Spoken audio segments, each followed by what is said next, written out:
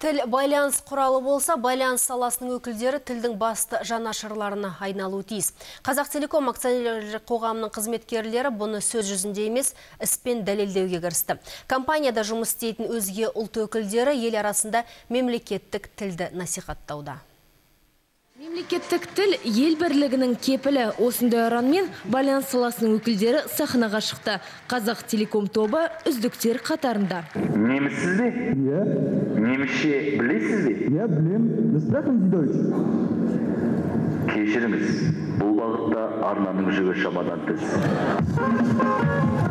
Қазақтелеком мамандары тек осындай жиындарда ғана емес, күнделікті өмірде де қазақ тілін кеңінен қолданады. Олардың бірі Оксана Логвиненко. Хатшығыз жұмыста тек қазақша сөйлейді екен. Барлығын қазақ тілінде қарсы аламын.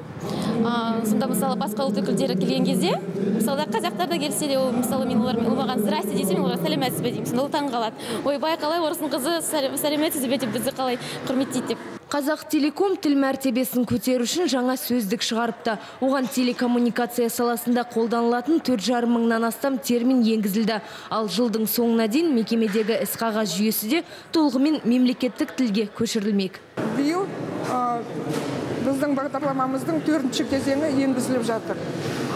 Бүгінгі күнге құжат айналымыз 99-да 9% жетті. Бүкіл құжаттарымыз екі тілде дайындалады.